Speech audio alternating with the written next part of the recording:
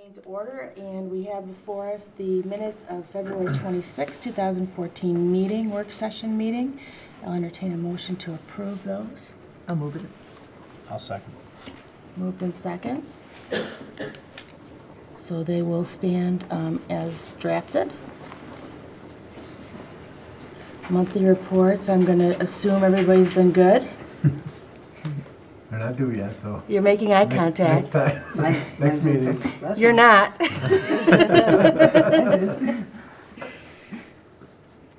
All right. We have no public hearings tonight. We have some people in the audience just for purposes of a work session. Obviously, it's open to the public. It's also televised now, live, so you certainly can have the opportunity to see how a work session is handled, but it's an opportunity for us to discuss with staff pending matters and any guests as well. It's not an opportunity for public participation like we have at legislative sessions. We do have two guests on our agenda tonight. The first, Tom and Bridget Graves. Why don't you come on up? Come on up. Come on down. Yeah, we won't have you bid on anything. And Jim, Sure. No, this is we don't bite. more, You don't bite. less, Okay. less formal than the legislative session. So, and Jim, if you just want to give us a little bit of background, we're certainly aware of what brings the Graves here. I've had some discussions with Mrs. Graves, but if you want to kind of set the stage for our discussion, we'll see what we can do. I did a while back meet with Mr. and Mrs. Graves. Excuse me. And they came to me, I think maybe back in November at this point now. So, yeah. And they came to me because they were concerned that, as you know, the board rezoned their properties along with several others along Penfield Road on the opposite side of Wegmans in December of 2011. And they rezoned it from R120 to business non-retail. And they came to me in November because they were concerned that during that period of time from December 2011 to November of 2013, there really hadn't been any or many nibbles on the properties for the zoning that they had received. They came to me asking what their options were. My comment to them was actually to contact you because you had been somewhat critical of the rezoning, not for the purpose of commercial use, but for the purpose of business non-retail use. I thought that you might be a good conduit to the town board because of your concerns for that situation at the time. And I believe subsequent to our meeting, you did contact Paula, and you did set up the opportunity for them to come to the board to talk about their concerns and just get a general discussion going about, you know, if the board's happy with the zoning as it is, or if they're interested in changing it to something different than what it is. And can you just update us for the record and just to refresh our recollection as to what development is potentially was going to go in there, you know, kind of from a historical perspective, and then currently what we have going on? The project that really drove the process to the rezonings was there were two properties, one on the corner of Harris Wayland Park Drive and then the other one adjacent to it. Key Bank was proposing to purchase both of those properties to redevelop the sites as a bank. Subsequent to them coming to the board and actually receiving approval, Key Bank was looking at other options because HSBC and First Niagara kind of merged. That left a lot of banks available for purchase. I think that's what Key Bank is doing at this point in time, is looking at their options to take over an existing facility rather than build a new one. So they're not coming to those sites at any point in the near future, if at all. We do have a young dentist who's looking to purchase 2100, which is down the ways a bit from the intersection. And she is before the planning board at this point in time for an approval for a dentist's office. That is the only application that we've received for that stretch between Harris Wayland Park Road to the west. To the east, we have a couple of projects being built at this point in time. There's a eyesight office that's being proposed adjacent to the AAA and Summit, yes. Within the current property, or is it going to actually be part of the plaza? No, it's on a separate parcel. Okay. On the other side of Summit. Yes, west it's a of- single-family west of residence Summit. that's being converted over to, it's actually being demolished and reconstructed to a doctor's office. Jim, I'm allowed to ask you a question? You're allowed to Yes, address the you board any way certainly you can. want, you're a What, guest. how are they zoned? How is Eyesight zoned right there? It's zoned as you are right now. It's all zone business, non-retail. But don't they do They retail? do retail Their business. primary use is basically a doctor's office. But anybody can come in there and buy glasses as a They retail? can, but the primary use, they're doctors, and the primary use is for, Well, you answered my question. But that's a double, it's the way it is. It's kind of like hairdressers. Hairdressers cut your hair as a service, but they sell product too as a secondary issue. Right. Okay. At that point in time, if there's anything you'd like to talk about or discuss the matter with the board, you're more than welcome. well, you really, kind of consolidated everything. We just came tonight to ask the board to consider the idea of rezoning our area, that possibly there's some type of hybrid zoning between business non-retail and full-blown commercial that would deepen the well of prospective buyers for our properties. As Jim said, we were rezoned 3 years, almost 4 years ago now. We have not had one phone call for a prospective buyer. Now, why don't you just walk us through, I know we had a conversation just to make sure everybody's aware of how, is your property currently on the market now? Not right now, it is not on the market. How long, It was. okay, It and was. how long was it on the market for? Over a year. Over a Okay, year. and how many times did you have to drop the price? We never got a phone call.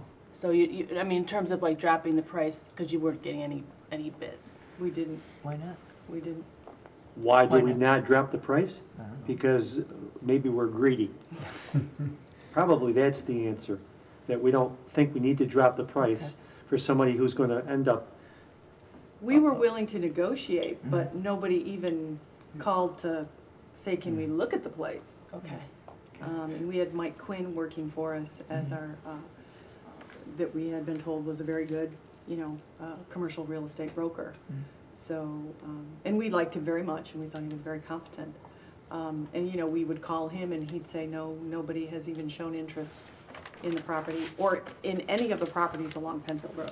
Was he the listing agent at the time for all of the properties?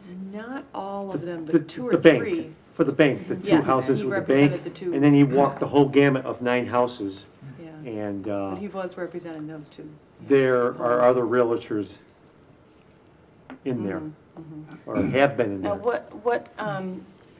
and this is not a trick question, just living in the neighborhood, what was it about, and maybe Jim, you might have the answer, what was it about 2100 that made this dentist conform to the zoning, want to come in, and was it the price? It's a very good question. I don't know, because that 2100 is towards the end of the whole Almost in the block. middle, I mean, It's a tiny very odd rectangular position. lot. it would take them a Along that long stretch. time for us to get access. Yeah. The intent, as you Right. know, is to build an access Right. road as development occurs, Yeah. and she will be building her portion of Be that. one of the last ones. But she is one of the last ones, and it's gonna take some time before they get to a point where they can get access to Penfield Road. Yeah. Of course, we're not eliminating the curb cuts at this point in time until that road is completed, but still, it will take some time. I don't know what the rationale was for purchasing that particular property. Jim, have you heard from any other residents, either along the Penfield Road section that was rezoned or along 250, In terms of being concerned? being concerned or possibly rezoning or Yes, looking at? the day that the Graves came to visit me, they also had their neighbor, I'm sorry. Gordy Griffin Gordy Griffin? Yes, he's and there. Mito, I don't know his full That's who I'm looking for. name. 'Cause He was a it's- gentleman that was concerned I that don't he know. wanted to open a pizza parlor on the site or had the Oh, ability to be able to okay. do that. So they were there, and evidently, the others are feeling the same way. I have talked to the family next to the Griffins. Miss- Unfortunately, The Killings, Mrs. Killings would be more than happy to come here, but her husband is dying of cancer. He does not want to, he they're passed on away. the. Oh, he they're- did pass He away? passed away, yeah, Okay. a while ago. Very sorry. Yeah. Okay. He did. He did not want to move out of the house. No. And now I assume that she is interested in moving. Yes, she But is. now she's got grieving. yeah. I didn't know he. Okay. Yeah, so there's obviously a lot of interest on the neighbor's part to do something different than what is out there today. Bridget wrote some things up, and Well, actually, Jim do we have discussed a lot of do you have them a few already. minutes to Yeah, read some of it? absolutely. You wrote it, go ahead. Well, we understand that there's a lot of factors that go into determining how to zone a particular area, from, safety factors and traffic factors and tax revenue factors, property values, aesthetics, all that sort of thing. But again, we just feel that the way the area looks right now, it's not real appealing to potential buyers. And because of the amount of vacant available office space and undeveloped office space that's within a 1 or 2 mile radius of our home, we just don't see that our property would be a desirable property for somebody to want to purchase and, I'm sorry to say, jump through the hoops they need to jump through from the town to put in an office or a law office or a dental office or a hairdresser or an eyesight or something like that, when there's so much available to them at the ready.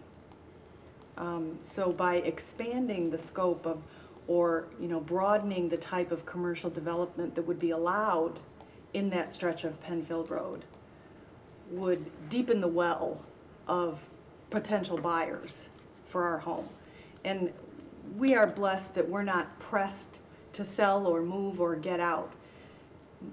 A number of our neighbors that live in that stretch of 9 homes are in dire straits. They've had to stay there waiting for a spouse to die, or wanting to sell because they needed to. They didn't have the money to fix up the home.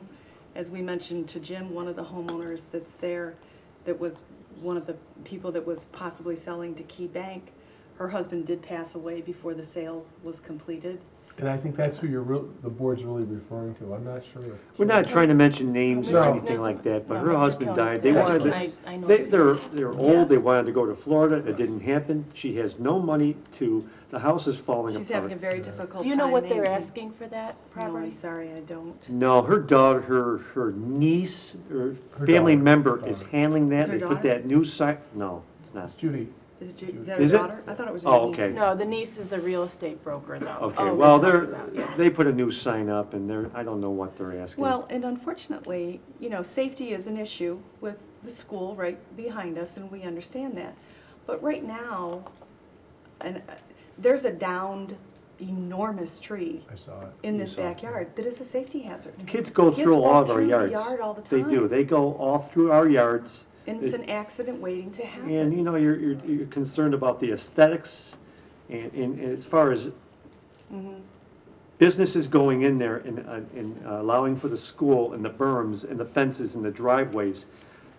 You got a very despicable site as it is right now. I think it's not befitting this town. But I guess I'm just asking you if you were in our situations, and you're not, and we didn't vision, maybe we didn't see down the road years ago, moving onto this road and seeing what would, It was gonna turn I grew into a up down the 6-lane street, so highway. did she, in tracks that probably have changed. I've been through them, they haven't changed any.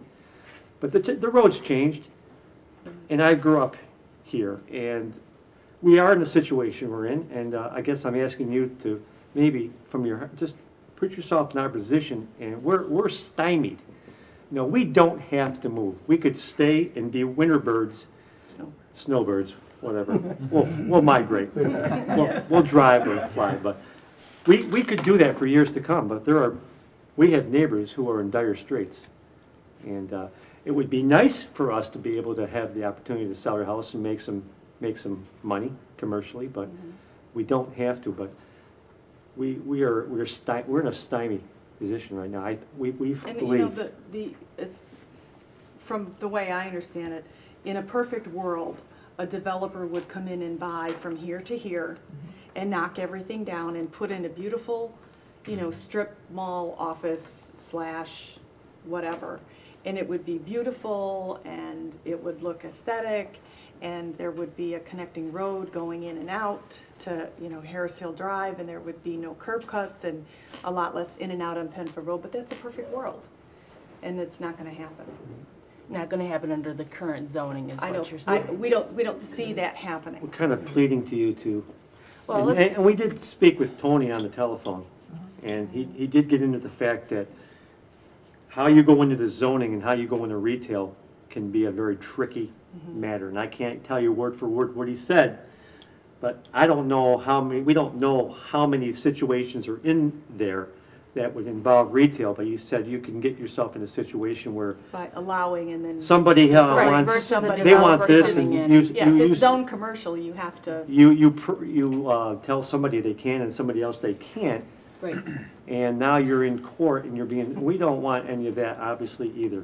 That's We- a good segue to what I was going to offer, but let's rewind the tape back first, just so that for the record we're clear as to how we got to where we are today.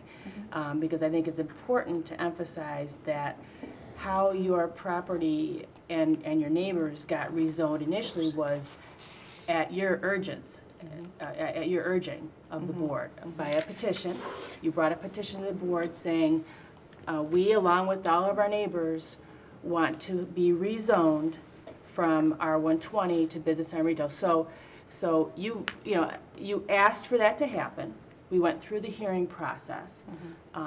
Obviously, the board had a disagree. excuse me, was it, I don't recall that it was proposed business, non-retail. I thought it was proposed. Your petition said business, It not did? retail. Yes. Yes. So I actually checked that after Okay. we had Appreciate spoken. that. I guess I didn't. So specifically, that was what was requested of the board. As you recall, we had a 3-2 split vote. 3 members of the board were in favor of what you wanted and what your neighbor, I'm saying you meaning kind of collective Correct, you. not yeah, I understand. What you and your neighbors wanted. Mr. Quinn and I were the dissenting votes, as you recall on that. So that's kind of procedurally what happened, is you and your neighbors got what you asked for. However, we as a board have the obligation, I think, to certainly do what's in the best interest of the town. I don't want to speak for all the board members, but I think each of us were attempting to do what's in the best interest of the town at that point in time, and best interest for that developable property. So I look at it as we're kind of between a rock and a hard place at this juncture, in that I certainly sympathize, as I told you on the phone. I certainly still believe the words that I said that night when I voted no, and offered up areas around our community that have different types of hybrid zoning, kind of BNR plus, different things that could go in there. But that being said, we're at a different point now because it's been rezoned, and I think as a board, we have to be careful of precedent we set when neighbors or residents come in and just ask for something and expect to have something changed back, or, without data that says, well, I asked you, like, how many times did you drop the price on your home? Has it consistently been on the market? Did you take it off the market during the summer? Did you, different questions that I think would be kind of good information to have. What are your neighbors asking for their properties? Are they asking too much? Yeah, I don't know the answer to that. haven't I asked don't them. know either. I don't know either. Do you honestly believe that you're being fair by just saying there's no retail here? We have no retail options for anybody. That's very limited to have another office space in there. You asked for that on your I'm petition. sorry, excuse me? That's what the That's petition what the read. petition asked for. Well, We didn't read the fine print. guess we should have read the fine print better, because that was pretty much spearheaded by Gordy Griffin, It was right, who was right at the ready top to sell to is a what you- bank at a fine sum of money. So, let's So just say that's that. the No, I juncture understand we're what at, you're is that, and you mentioned earlier about your conversation with Tony, saying if we allow it one place, we have to be consistent across the town. Does that mean there are other areas that have been rezoned that now will say, we want to be commercial, we want to be residential? So we have that obligation from a precedent standpoint to all of our residents, to make sure that we're consistent in our decision-making. I certainly still support what I said. I did not vote for business on retail. I still support a creative use of a very high-traffic area for services for our residents. However, that being said, I do also believe that we run a risk of rezoning a strip of property without knowing what business is looking to go in there. When you start flirting with commercial in any way, even what I proposed, some of the districts that have been rezoned in Ogden and Webster and Spencerport, the other places I mentioned that evening, were very specifically designed for specific, types of businesses to go in. Once you start flirting with commercial or retail even, there are some businesses that you cannot say no to, that you and I and probably most of the town would not want to have be in our town. So that's kind of the rock and the hard place that I find myself in. Can you explain to me, you stated just a couple minutes ago, B&R Plus, what is that? It's not. there isn't, it doesn't exist. Oh, it doesn't exist. I was Yeah, and that- Hypothetically. Yeah. Oh, I'm That sorry. was part of, I think Paula's done a great job sort of Yes, thank you. recapturing sort of the process, but I agreed with Paula at that point. I still agree with her today that, the petition that came before us was for BNR, but that sort of started my thinking about, well, does it have to be? Can it be something different? So she said BNR plus. I mean, we talked about, I think Webster uses the phrase a neighborhood community or neighborhood business retail or district something. Yeah. But we were looking at maybe looking at the full zoning for the town, not town-wide, but the various levels of zoning. And is there a different, you say hybrid, that's a great word, is there a different level in between commercial, which is full commercial, to what business on retail is? I thought that if we pursued that, we probably could have found a nice compromise. I have no idea how long that process would have taken. It may have taken some months, it may have taken a year, to the point where I don't know if if it would have been rezoned. But at the time, the votes weren't there to go down that road, and also at that time, there was definitely an urgency on the residents' part to sort of get moving and move this and sort of resolve it. Yeah, we certainly didn't feel pressured to vote a certain way, but the petition process, just by being the petition process, the clock was running, pressured us at the insistence of those who signed the petition. I think those who spoke up that evening in support of it were very vocal and very articulate in their reasoning for wanting to go BNR at the time. Well, Paula, another thing that was, a reason why I voted for the business non-retail, it wasn't just the residents of the petition, but also it was in the comprehensive plan. The comprehensive plan had done a long study, it was a couple of years, they had focus groups, and we had public hearings and so on, and that was adopted, so that was requesting when there was going to be a change, it would go to business non-retail. And we had the petition before us at the same time, so, that was even more credibility that in my mind, we should support the citizens that are asking versus going another direction, which would have taken more time, and right after the comp plan had been passed, to me it was sort of a slap in the face of the comp plan. Although I respect my colleagues here for their looking through the creativity. That was one of the reasons why I supported the business non-retail. Can you tell me, or if anybody even remembers, one of the reasons why there wasn't there wasn't more support for a different type of zoning, because the east part of 441 was already B&R, and if you changed us to something else, then you would have to change them to something else? Was that part of That is an issue. And that would become an issue even if the board saw fit to accept a petition from you to go to limited business, which is the next zoning the next up. up? They would really have to consider the other properties as well, because it almost could be construed as spot zoning, because you're just picking out a parcel, a few parcels from one area and not considering the others. And I don't know, maybe everybody on the other side of Harris Whalen Road would like to have that to a limited business use. Yeah, I don't We know. haven't In fact, heard Paula anything from mentioned that anybody to me. asking for it to be done or not. And that may have been the impetus for Gordy to have worded the petition as he did, because he knew that other section of 441 was B&R. Yeah. That and nothing else existed, I think. Could be. And So- this board, you could use business now, or you could use limited business as the next one up. I mean, this board in the past has set, they've given approvals for conditional rezonings, and some of those conditions went to the point where the board actually had jurisdiction over looking at the uses that were coming in. Was And that? I'm thinking most directly over on Creek Street, Yeah. and we rezoned the Decker property from R1. But was that a rezoning that happened because there was a developer that came in and said, this is what we're looking to do? It was requested by the applicant. I mean, no development came in for a period of time until after that was done.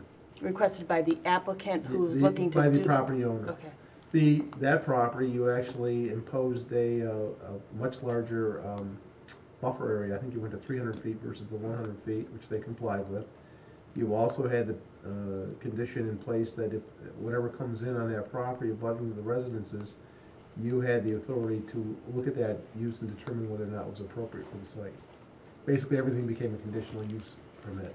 What property are you talking about, Jim? On It's Creek? the property on which the Nolan's Rental and Supply Operations located on Creek Street, just by where the CDS facility is. Down towards Empire. Yeah, it's just Oh, before you okay. get to Empire. All right. Yeah. I Jim, forget that's is there- Penfield too. Has there been a situation where parcels have been rezoned and then within 5 years rezoned again? The only thing that comes to mind, the only time I've ever seen it in the last 30-plus years, was on Empire Boulevard where Providence Landing was going to be constructed as an R112 single-family residential zoning district. And then a portion of that was being looked at by St. Anne's Home for a new facility. They came in and got a rezoning to multi-residential, and then they didn't come. They didn't come to that site, and I think it's since been zoned back to general business. General business now. Yeah. But that's over, But that was over, I'd say that like was, at least over my term. it was I've been over a there 17 years. 20-year Yeah, period. I remember. Okay. There's nothing been like a 5-year period. And the spot zoning, that's an excellent point to bring up. Spot zoning is illegal. A municipality cannot do that, cannot point at a property or a area. And that's the reason And- why I went to a business non-retail type zoning, because you were just adding on to the existing business non-retail. If they'd gone to something higher than that, it could have been construed as spot zoning. Yeah. Mhm. Do we stand any chance here at all? Or is it pretty much gonna stay like it is? Well, I Honestly. think we've raised several concerns tonight. I really, the concern, spot zoning is another one I wanted to bring up, and we had talked about it, Jim, before, is that, I think we would have to see for further discussion, my opinion, is we would have to see all of the parcels to the east unanimously, along with all of the parcels to the west of Harris Whalen Park Road unanimously. And Quite possibly 250. quite possibly 250. Well, But it's 250 is not- a different it's situation not because it quite abuts a adjacent. single, Yeah. it abuts single-family residences, so that's probably the use. But it could be a potential for a precedent, I think is what you're saying. Absolutely. As far as seeking a rezoning to either, at this point, you're stuck with an existing, what is existing in our zoning code, our town code, absent a developer, which I think we all were in agreement at the time that we wanted to see one developer come in. And because a developer can come in and say, this is what I want to do, but I'll need rezoning. And there's that impetus then to say, okay, we need to get this other strip on board as well. We have more control when we have a developer coming in saying, here's the plan, here's what we want to do, versus rezoning to, so let's say limited business, for example, and starting to think of all the different types of businesses that could come in there we can't say no to.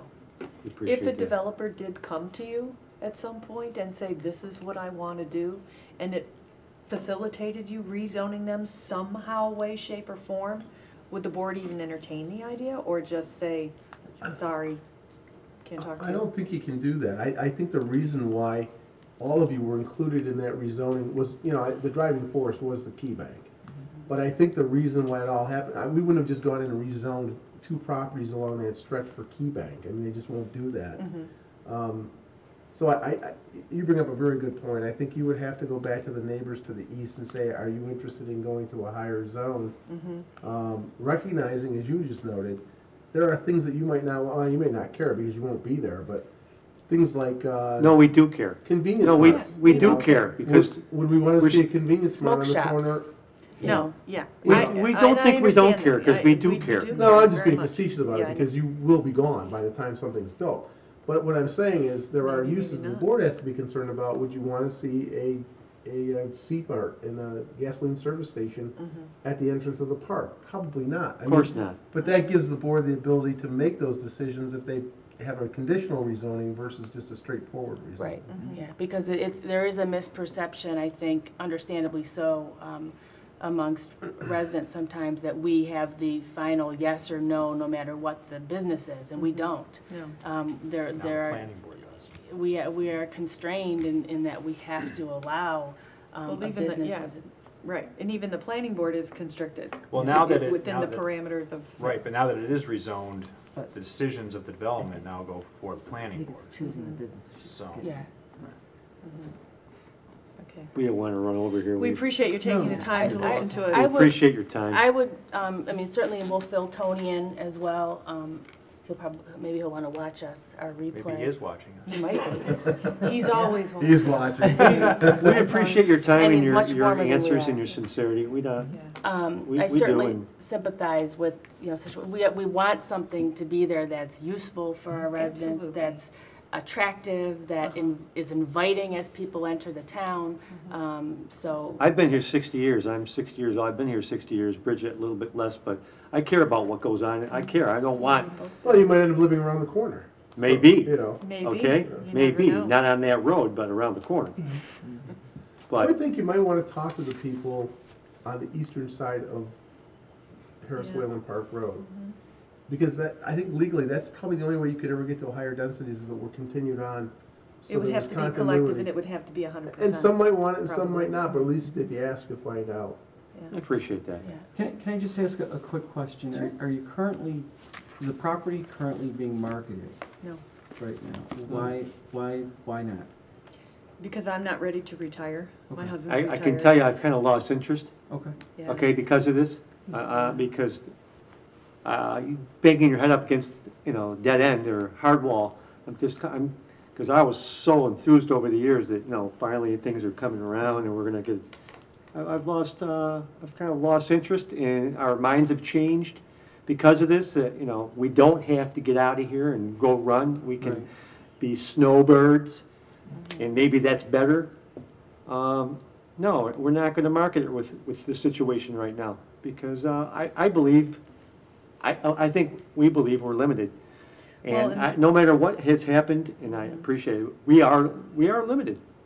Well, I will tell And you, the town is saturated. Yeah. I can name the Panorama Plaza, Panorama Office Parks, Willow Pond, Penbrook, Lalit Standards Farm and Penfield Road. The owner wants to build a 6,500 square foot office building. I think we're saturated.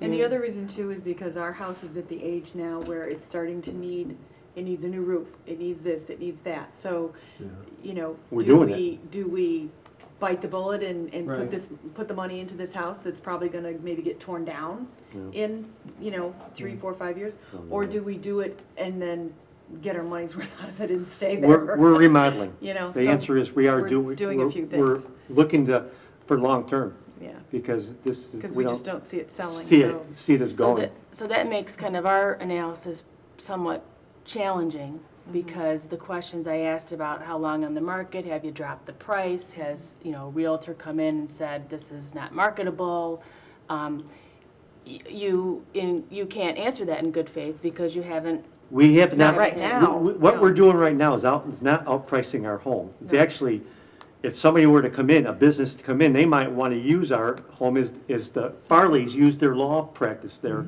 down the street at 21.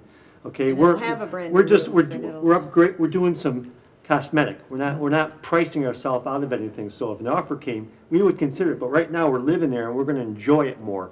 Because our mentality was, we're not going to do a thing because we're going to be out of here. Well, we're not out of there, and Right. we might as well enjoy it while we're there. So we're doing, that's what I'm saying. going back to your comment though, and it would be helpful, I think, maybe if we did get some information from the realtors, that, Michael Quinn would be one who we respect, and whatever he tells us, I think is realistic. Mrs. Buonamo has been trying to sell her house every day since this occurred, though. It might be good to hear from her or her real estate agent Okay. to find out what they've experienced in terms of reducing prices or, Right. you know, I don't know if they're asking too much or too little or what the case is, but it'd be good to hear from them as to what they're experiencing in terms of trying to market the property. And Gordy, I know, has been very active. He has, Marketing is on his own, he's doing a lot on the internet and It would be also connecting with interesting to know, out-of-state developers and, it'd be interesting to know what happened at 2100 that drove that process as to why she picked that spot versus any of the 9. I can take a guess. Low price. Yeah. The people lowest who were of living anybody- there Well, were- and that's another question. Have you had an appraisal done for business on retail property? We for the just property? had it appraised as a, Yes. because the credit union doesn't do business properties, they do Residential. residential property, and it was assessed at 143 As residential property. as As residential. residential. But you don't know what it's really worth as commercial? No. We haven't had it appraised No. as commercial, Okay. no. Can I ask what you were, was it Mike Quinn you were working Uh-huh. with? 205. 205. Okay. Which we didn't think was outrageous, You and know, we figured somebody's gonna, Paula and board, we've been- dicker with us and bring us down anyway, so. We've lived in that property a long time. We raised our kids, and we've done, we transformed that. If you could see pictures from 30 years ago, we have done so much there. We got our blood, sweat, and tears are there. And you say, well, now we don't want to, we're not going to just up and at it because we got an offer for one. No, I mean, we've done so much. We've worked so hard. We don't have to sell it. We'd like to have it would be nice if we could have another option of, you know, moving and doing something different, but we don't have to move. And, you know, we've just put a lot into that, so we're not going to give it away. Yeah, That's it what I'm ma- it saying. makes We're not it going to give it away. challenging. And to be As you can honest with see. you, we would have a very difficult time selling it as a residence.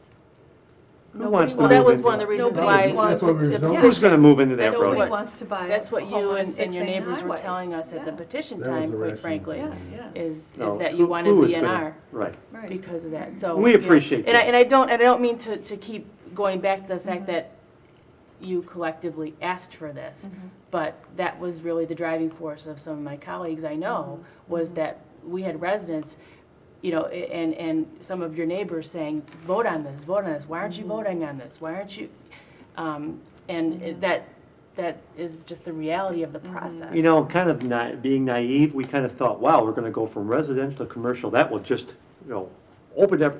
Well, that's not the case. The world doesn't work like that. But, you know, we appreciate what you've said, and we're going to enjoy ourselves while we're there, and it could be a long time. So we're not pricing that house out of the, we're just doing some, you know, it's not highly costly. We're just doing some nice fixing up. And the roof needs to be done, whether, you know, if somebody came in there as a business, that roof is 32 years old.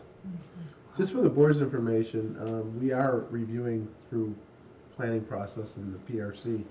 We are reviewing a couple of applications in those lots. They're 100 by 200 foot lots generally.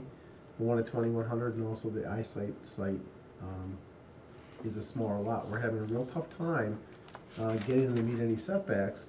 They're all going to have to ask for a variance of some Variances. type. Not so much because they're trying to be greedy in terms of what they're asking for, but the problem is we've asked them to put an access road behind. We've asked them to create parking lots to accommodate our code. And we're having problems with them being able to do all the things we're asking for, green space and all that. But that would be the case no matter what type of development, Exactly. non-residential we're in. That's there. right. That's It correct. doesn't matter what it is, we're gonna have those problems. But by the same token, I think if everybody comes in and does the same thing, it'll have continuity in the neighborhood and And it probably would not be an issue were a developer to come in and buy more than one property. it would help the process, actually. You need a road, you need berm, you need the fencing, you need to do it right. You need to do it properly, you understand that. So, You might also want to, as you're talking to your neighbors, find out, you know, when are their listings expiring? You know, because I do see kind of this mishmash of signs. So, and I think when you've got 3 or 4 real estate agents trying to market one property, I think that might be, you know, somewhat problematic versus one agent who is looking to market an that's what entire- Mike Quinn wanted to do. That's what he wanted to do. I think all of them will be. didn't go over real well. It would be good to have evidence, though, demonstrating that there is truly a problem on the property owner's part to be able to market the property for business, non-retail. If you can get some data to that effect, it would be Yeah. helpful to the board.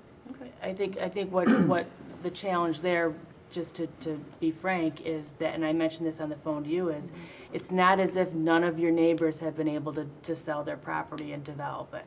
We've got, the dentist office coming in, and then there's potentially think. for, I mean, that's Yeah. not finalized. Right. but potentially, I mean, it's not before this board, but it's different, and I'm being frank, I said this to you, I still stay true to how I voted against the BNR, but realistically speaking, if I'm gonna analyze the current situation, I can't ignore that properties have been approached, looked at, entered into contract with, including one, very in close proximity to you and to others. It's not as if there's a strip of houses where, I think ideally the situation that I would like to at least have to see, it's not an ideal situation, but as far as ideal for the analysis that we've been talking about, is strip of land gets rezoned, 5-6 years go by, everybody has had their house on the market for the whole 5-6 years.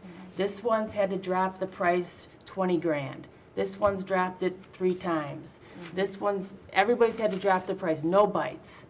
And we've got a developer that's come in and said, I don't want to do business on retail. I want to do sort of a kind of light commercial. Here's my plan. Here's what I envision for all of you. That would be more an ideal discussion to have.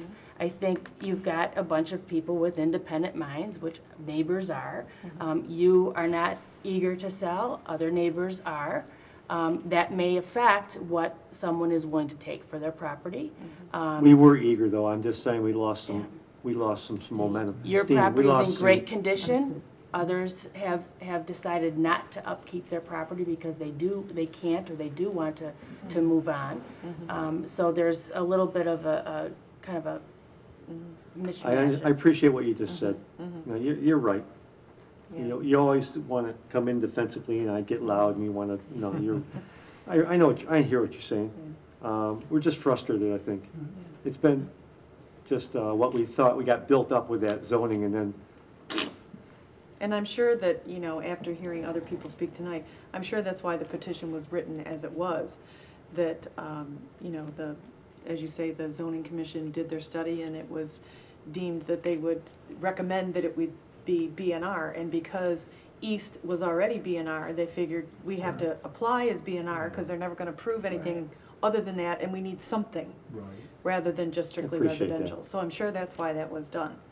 And I appreciate your saying that, yes, people have come in and made offers or been in contract, but the bottom line is, here we are 3+ years later, nothing has happened anywhere. And when you look at east of us on 441, that was rezoned BNR how many years ago? I can't even remember. 15, 20? Easy. One of the last buildings just sold for eyesight.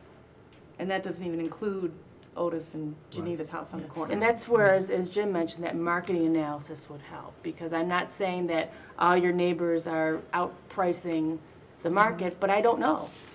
I don't know if a realtor has told, a neighbor 3 or 4 houses down that their house is worth $300,000. The property's worth $300,000 because of what could potentially come in. I don't know that. I don't have that data in front of me. We don't know that And answer we don't know it either. Okay, And honestly, we don't know. is it price? Is it, this is too much of a hassle to build here when I can go put it over there and it's already there? They have a parking lot, they have a driveway, they have a light that my clients can get in and out.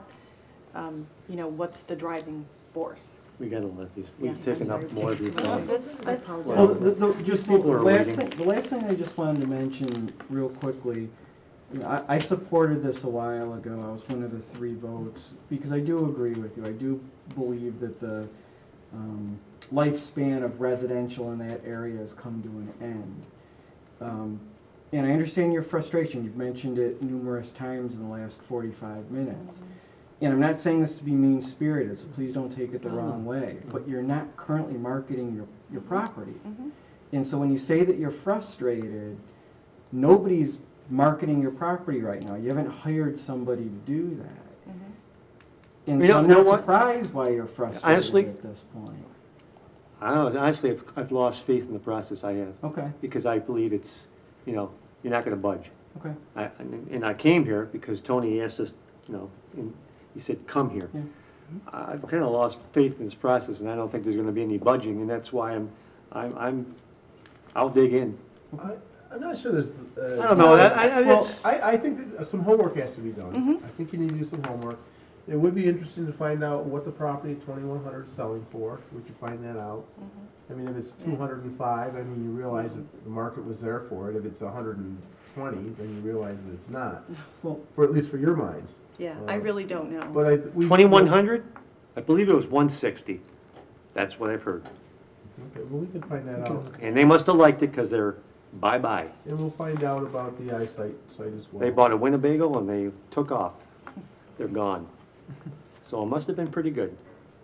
Oh, it's not even final yet. Well, Yeah, and I to answer don't your, know. one of Yes. your questions earlier is that certainly if you came back unanimously, your strip Mhm. and the other strip unanimously with a petition, okay. a proposal of some sort, I think you need to have a developer who's willing to take that, and if nobody thinks you're willing to sell your property, to what Andy was saying, who knows you're ready to sell your property? You are right, not taking it, you're right. So, you know, that it's hard for us to arrive at the, to go through the steps and arrive at the conclusion without that ideal situation I mentioned earlier, of everybody looking to, you know, lock arms, sell, you know, get out of Dodge. We don't have that. I know, you know, like you mentioned, Mrs. Killings on the corner. I don't know, you know, what her plans are now. Well, she's grieving Her- now. Her I mean, kids are it's- out of town, and. She's had a long road. So, you know, I don't know what those plans would be. So we don't have a mass of property owners that are in the same situation. Yeah, we need to know that kind of information, I think, before you can do anything. Yeah. We appreciate that. Thank you so Thank much you for for coming coming in. in. Thank Yes. Thank you very much. All right. Keep in touch, Yeah. and Jim will keep in touch with you as far as, Absolutely. but certainly I think you've got a little bit of homework to do, Yeah. maybe when it gets a little bit warmer. Go door to door. Thank you very much for your Thank time. you. Very Sorry we ran over. No, it's fine. Okay. Next on our agenda is Dr. Falone. I see Dr. Come Falone on here. down. And while Dr. Falone's coming down, if anybody's, you know, I'm thinking, Adam, well, you're close, but you may want to come up too to this discussion, because it kind of meshes into where you are, later on in the agenda. Dr. Falone had asked to come in and see you tonight, because he's been going through the process of trying to redesign and develop a plan that kind of meets all the needs of the properties involved in this project. He did submit one, and Jeff and I went over the plan a while back with him and determined that it had some shortcomings and that it didn't really provide for good accessibility throughout the site. And as you know, we're over on the Doodlebugs and Jeremiah's site and the Panera Bread site. And as you know, Adam is representing Panera. So Jeff took it upon himself to prepare a new plan, an internal layout that will provide access among all the properties. I think it's a pretty good plan, and it takes into account some of the comments that you've had in the past about bringing the buildings further to the west to get more parking between the two buildings, one to the west side, one to the east. And of course, we're doing that because we've pulled those buildings away from the residences a little bit to give them some additional buffer. So what Jeff did was pull the buildings forward. Dr. Falone had he had 4 buildings. I shouldn't say that. You had 3 buildings, but you had multiple tenants in one. I think you had 3 tenants in one. And then you had another building to the north, and then you had this one in the back, which is kind of like the BNR buffer to the Jeff, do you want commercial. to point out what he's talking about? Sure. There's Yeah. nothing labeled there. Why don't you just leave it right up there. Mr. Falone, it's this property, which was the Reese, and then he also is apparently purchasing the rest of the original development. Panera's on the And corner. obviously this is the Panera Bread, Oh. this is Jeremiah's. Jeremiah's. Right. Yeah. This is the existing easement over into Jim Trout's property for access as well. And the other two brown coloring? It's just a full build These out. are just analysis. potential, Potential building. the rezoning or the LUAMP requires that anything this within 200 feet has to be a single story or of a office use. So these are projected as some kind of office use as opposed to more commercial entities by the road. So what his plan does now, pulling things forward, he is now providing additional parking behind the buildings, which will then tie into the buildings and be on our area to provide adequate parking to accommodate whatever office space is built there at some point in time in the future. Still taking into account the fact that we had to tie in the easement area into Trout's property because that is locked in place. We'd have to go back and renegotiate a new easement, which probably would be very time consuming and possibly expensive. So we are maintaining the existing easement. Jeff has developed a plan that ties everything together. There's good internal layout, good access. And we are going to talk a little bit about Panera Bread later on, but I think this kind of a layout is probably the best situation you can have in terms of getting Access, right. Dr. Falone what he wants and needs for his property, providing adequate parking and green space, and then providing parking for those future buildings to the east. Yeah, so that nice little, as you call it, trowel easement there, it goes over Mr. Pavlone's property and then it takes you into that road, it'll take you out to Target. So we'll finally have our full, That one takes you out to Target. Access. This one takes you out to Penfield Road. Right, right, Yeah, yeah. exactly. which we wanted to do since the incentive Back when zoning so many years McDonald's ago. Yes, and you'll notice that on the property, the Ferris property, we didn't really look at an extra curb cut out on the 250. The Reese property does have an existing curb cut, and because there's a potential for drive-through traffic in terms of, drive-up windows, that type of thing, that does give an out for people that are trying to bail on the lanes. And the and race all that property business. is pretty much at the crest of the hill, so Yeah. it has the best sight distance. Would it be you could come in off 250, but you couldn't go out? We You had don't to know go that out yet. on the We light kind of left or it something like based that? on the type of uses, Yeah. but, I mean, this is wide enough to be both in and out. Yeah. Okay. It's far enough from this intersection, it's far enough from this one. Probably Why, at the midpoint. why do we feel the need to have that? And you may not, Okay. I Really, think this you was might want to kind of- consider it though, because if you have an internal problem where fire trucks or an ambulance or somebody comes in, you're gonna want to have means of access off the site, especially with the daycare center there. You've got a restaurant with several people in it. You may want to look at that as an option. I'm not sure you're gonna buy into it or not, but you should look at it as an option because there will be a lot of people on that property at given times. And we haven't even decided or identified what the other users are gonna be. There's 1, 2, 3 other potential buildings on that site. And the nice thing about this is, even with what Jeff is proposing now, it's still less square footage than what the original proposal was. Well, if you look at it, I mean, the cornerstone, where the corner, between the car wash and Mhm. cornerstone, I mean, that's another access out to the road. There's nothing to say if there was some emergency, Right. there'd be another access out that way. Unless you have fire Instead of trucks creating new blocking the access lane. It's just something to think about. We've talked to Dr. Fullen about it. He's aware of the concern the board has for multiple curb cuts on the 250. We brought that to his attention. It's just that we should look at that before we dismiss it. I mean, there might be rationale for keeping it, there may not be, but we should be investigating. Okay. Do we have any idea of what may go into those buildings yet? The majority would be restaurant. Restaurant? A franchise restaurant or more of a local flair, Do you have somebody in mind? national? Has this gone before our project review committee Yes, they looked at it this morning as a matter of Okay, fact. so And we'll I have think some everybody's pretty comments. comfortable with it. from them forthcoming? You're probably gonna get a positive response for the layout itself. I mean, obviously, we don't know what the users are yet. And we'd have to take that into account as we're looking at parking and all that type of thing. I think Jeff could probably generate the amount of parking that's proposed for this area here to give you an idea of what is permitted versus what would be required by a restaurant use. Again, they're all shared, they're shared parking lots, but by the same token, you don't want one taking over all the others and Right. not giving everybody a Yeah, fair the shot at blocks are parking. kind of generic. I What didn't about do- DOT? Do they have to weigh in on the curb cuts? Sure. They They- would have to weigh in if we do an additional curb Yeah, cut, yes. if we improve that area up there, they would have to weigh in on that and grant a permit. Okay. Well, So the it's Reese not- property is not part of the Farish piece. No, It but has the its curb own. cut, if it were to be improved, which it would have to be, because right now it's just a driveway. If it were improved, you'd have to get a DOT permit to do that. Not if I just improved the Reese piece, I wouldn't have to. Well, if you improve the driveway There, to there, it, there are requirements for a commercial driveway is Yeah. different than a residential Yeah. driveway. so You'd you have to make it upgrade it. wider. Right. That's the state DOT. Yes. that's right. Okay, Okay. so it sounds as if we're working through PRC comments that we'll see and, Well, there's no active application. It's Okay. just conceptually, Yeah.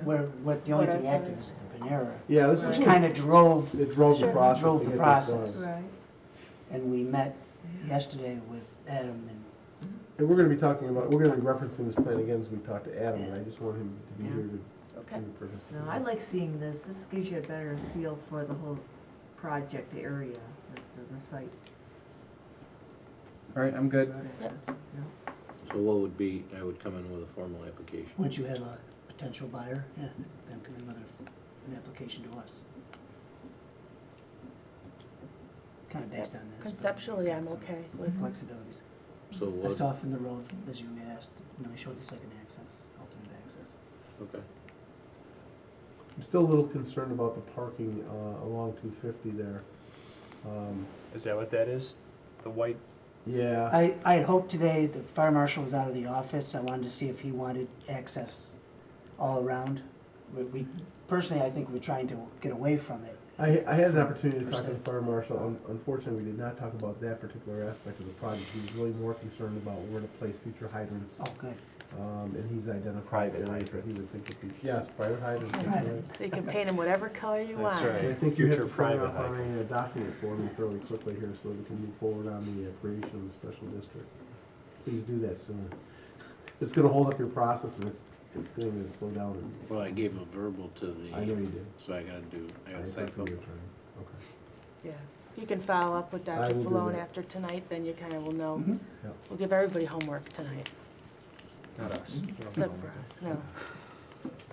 Okay. All right, great, thank you. Okay. All Well, right. you can just stay here with us because you're gonna be here in a minute. Thanks. I can Thank do you. that. I'll bring it to your lunchtime. Okay. Okay. We can move All on. right. If you wanna talk to them, we can move on. We can, yeah, we can move out of You order want- if you'd you wanna like. do that? Wanna do Just Panera get since home? it makes sense? All right, obviously Adam's here because we had our public hearing. Jeff and I did sit down with Adam yesterday and we went through some of the board's concerns. Some of the things we talked about, and this goes back to Jeff's redesign of the proposal. We actually talked about turning the building, but that was more of a, more of a aesthetic thing in terms of where you want to do outdoor dining than it was anything else, and maybe some queuing issues with the drive-through. I think we've come to the conclusion that we would probably be comfortable leaving the building as it is now. We didn't turn it, but we moved it a little closer We shaved to it. 50. And that was to address your concern about getting additional parking between the east and the west buildings.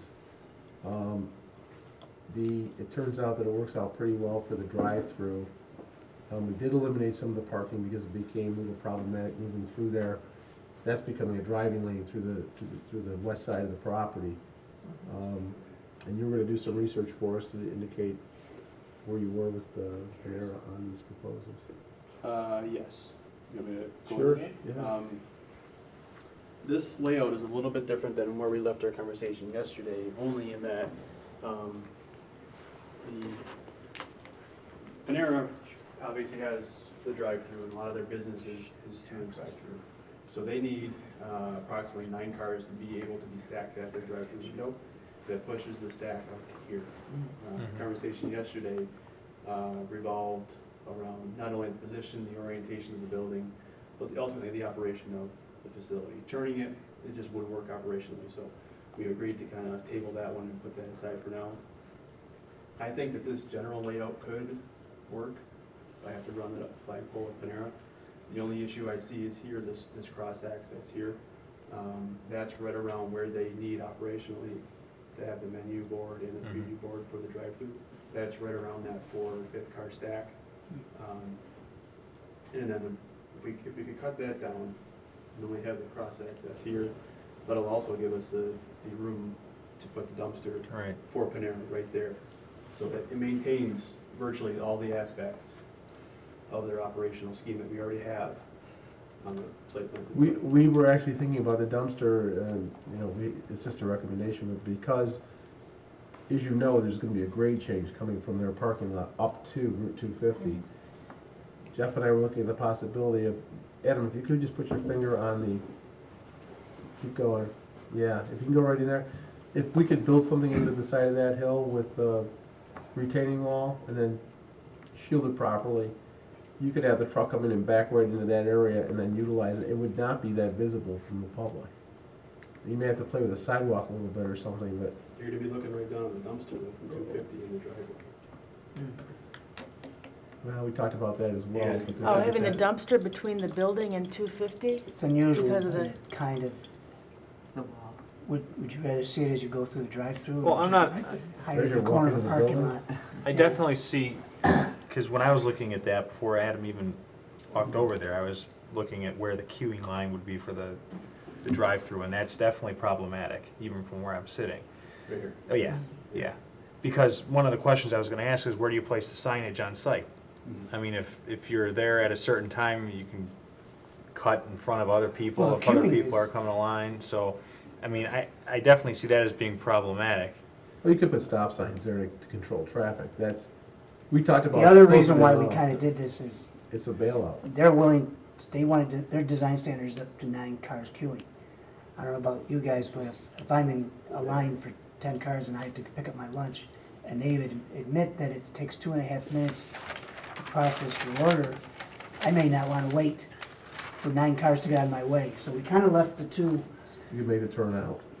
bailout areas in the parking lines, was our goal. And it still We're doing maintains that. their 4 cars, because we do want to maintain that 4th car, but if you got there, if You're you're the not 4th stuck. one in, You're not stuck forever, because once you get in a queuing line, You're there. you have to ride it out.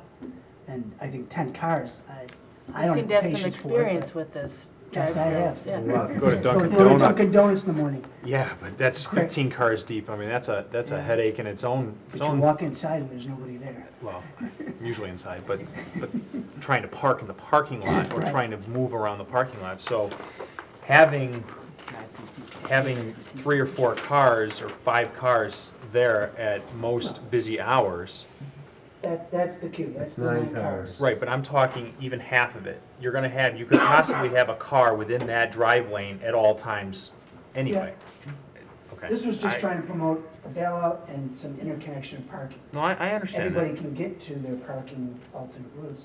It just worked because instead of using up a big chunk of space that has to be shared parking, I was a little concerned because this was approved as a 9,000 square foot office building, which obviously is going to Conceptually. be a lot more, huh? I know. Conceptually. Conceptually, sorry, not approved, but. Yeah, we didn't conceptually. approve anything. But you're gonna need a lot more parking Yeah. than just this strip, and without pushing this too close to home, so I wanted to create more shareable parking between the two. So now everything's kind of centered to the middle as opposed to facing out to the road. This was on our agenda merely for informational purposes, so we'll just We've made continue on. Some good Some discussions progress, with yeah. And we'll have more. Adam has to go back to We'll keep- Panera. I well, think, yeah. But I have to have a good comfort level because of our discussions were, honestly, we're revolving around providing a bailout here in lieu of a bypass. And we all understand that a bypass is a desired element, but they only have so much land width to work with. Right. So we'll have the single drive lane through here and then having this be a potential bailout so that they can have their drive-through menu board at the location that they need to have it for operational purposes, which falls right here. And then they would also have their dumpster location there. Now, correct me if I'm wrong, but that was what we kind of discussed yesterday. We did, but we're looking at other options to try and give you as much parking as we can, because that dumpster area eats up some parking. Panera is comfortable with the number of spaces that we have. Yeah, I actually would But rank. we're not I- that comfortable with it, I- that's the problem. I would rank a bailout and drive-through ability, so Jeff can get his lunch, ahead, I would prioritize it ahead of more parking spaces. I think so too. And then putting the dumpster over here, I don't know. their man door for the back of the house, which is the back of the kitchen, where they'll be hauling the refuse out, is back here. So you're forcing all Yeah, their, that makes more sense their, to me there. their Well, you're staff paying to people to cart walk your trash. staff to a dumpster. I'm not concerned about that. You I pay think the people to dumpster's dump- secondary to Absolutely. any, I would even look at the functional layout possibility of of having traffic. shared dumpsters with Dr. Falone's site, if that were the case. I mean, maybe initially put something out there until his site's developed, but having shared dumpsters in an area that's not going to be disturbed by messing up the parking process or the drive-through process. What about having the drive-through lane wrap around the east side of the building? well, you know, they can also do like they do, like a Dunkin' Donuts at Four Corners. I mean, when you're queuing in that line, you're actually wrapping through a parking area. Right, I understand So that. they can certainly wrap around this way. Yeah, but that's all within its internal site. What I'm talking about is if you're trying to cut through a drive-through Oh. lane from Dunkin' Donuts to whatever may be in that neighboring parcel. Gotcha. Yeah, that's what I mean, within its own site, that's McDonald's and both Dunkin' Donuts have their Are own you talking about turning internal. the building? No. No, I think I know what you're, Just I think what you're this way. saying is what, a little bit of my priority comment is that we want to, if you've got an establishment with a drive-through, you want to get customers in and through. Again, I understand there's seating inside as well, but get them in, through, and out of there, give them a bailout opportunity, and have them not impede neighboring business. Have cars that are coming to that establishment not impeding neighboring businesses. Well, I think the way he's laid it out is good. I'd be concerned about putting cars anywhere else because you've got people walking to and from that store through that parking lot. You certainly don't want a line of cars between you and that in the store. So, I mean, I think he's got it right in terms of the drive-through. I think it's just a function of giving him enough parking to accommodate his business, Dr. Falone's business, and whatever that future business is down to the west or to the east, and not having a lot of obstructions in the process of doing it. In my head, I've got images of about 6 or 7 fast food joints all throughout the area, and not one of them has a situation like this. I think it makes it very. Not one that I can confusing think as to of. how you get in. Go ahead, sorry. No, I was just gonna say, not A one of them little has a bit situation at where you Dunkin' go Donuts and from the internal site Mhm. through a drive-through into a neighboring site. I cannot think of one. All the sites that are in my head have the drive-through wrap around its own parking lot, have cars come in and out its own parking lot in Go some on way. to another road. Well, that This, drive-through is on their property. but when you have a through into the next parking lot, Oh. that's what I'm saying. I mean, so I'm just I'm having a hard time envisioning. I understand what Adam is saying is that's exactly where they plan on having their menu. Well, that's not a problem. That we can accommodate. They have a set distance between the menu board and And the building. and How the, does a and the, consumer know where I to think- enter? You're giving them 1, 2, 3, 4, 5 places to enter the drive-through. It's going to be very confusing to the consumer as to. I mean, I think a drive-through establishment is a contained establishment for a variety of reasons. Right. Well, the problem is you have a very unique property which probably has too many constraints associated with it in terms of how you can lay so much out and make it all Well, work. who That's the said, problem. who said that more parking spaces were needed? Were they not fulfilling the We not so said- much for we- their property. We said from day one, we had to maximize parking on that site. That's why you moved everything out to 250. Right, but as far as Panera meeting the requirements, is Adam's proposal meet town's No. requirements? Well, the problem is you're under an incentive zoning, and you have the right to modify the ordinance to accommodate what you think is appropriate for the site. He's been told he needs 58 parking spaces. Panera Corporate is okay with. He's provided them with 58 parking spaces. It's shared parking because he's entitled to utilize Dr. Falone's property when it's all put together, or Jeremiah's. So, Jeremiah's and Dr. Falone are able to use his as well. Okay. So you've got a flow-through issue, and I think he's comfortable with what he's got for parking. We just need to make sure there's enough parking to accommodate everything that's gonna go in there, not just him. I still go back, I'm fine with I Adam's mean, I proposal. remember the concern you had for parking for Jeremiah's, making sure that they were able to This is utilize not- that extra parking Yeah, space. this isn't even what we saw at the public hearing, not No. that, I mean, that, we're not No. gonna get into any situation where we'd have to rehear this, are we? No, no, no, Okay.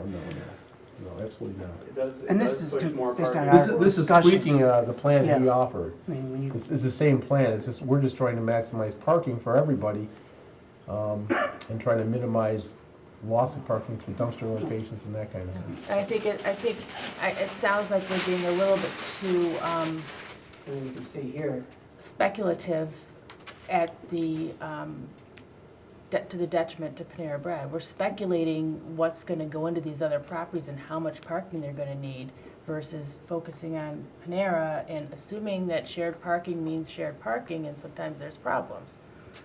well, we were looking at, and we were trying to think ahead to the whole concept and how all the traffic would flow. Under the original plan, dead-end parking, and this is out along the, what we call the access road, so people have to back into the access road. I think this is much more confusing and much more unsafe by expecting cars to come off an access road. If you have to park, Especially an access road that's servicing this much square footage from this access. I system. We have a daycare doing the So same, we've got the same thing. we've got a road here that to walk, you'd have to, you'd have to cross You'd over have to the cross driving over. lane. this to get to here. We gotta go. We've given more parking, Oh, I know. so I think, from what Jim and I put together here, is it's an improved site. It's a That has maximized. flow to all the other uses. Well, I think that, at this point, again, it's on for informational purposes, we'll table it. Can I make a quick clarification with regards to the current site plan? The initial plan did provide a turnaround here. Now, as part of the, is it the Luann? Mhm. All the properties are required to have cross-access. The developer for Panera is willing to have a cross-access here, which is consistent with Mr. Benway's sketches. Parking over here, that's consistent with the parking that's along the front of the daycare. The dead-end parking issue here that Mr. Benway referenced, our initial site plan did provide a turnaround area, albeit it was probably a little bit on the small side. We can make that larger to accommodate that, and then once this future development is developed, there will likely be a cross-access across there, eliminating that dead end. In addition, this would become a dead end also until the point of where this is all developed. You come up here, the Panera traffic under this scenario, they can't go this way. They're just going to be hitting the exiting drive-through traffic. So the dead end issue is still an issue there. So I'm more than willing to discuss it. You know, if I have to go that route, I have to run up the flagpole of Panera and, you know, I'm not sure what they'd say. To me, it sounds like you need to sit down think with we these need to guys ask them. again and be clear. We seem to get it. Your concerns about the queuing the road for the fast to get through, and they're looking at the bigger picture. The drive-through is different. Drive-through is different, and we gotta pay a little more. Right? It's different, and you're putting remote parking from between the drive-through to the building. That's not a safe situation.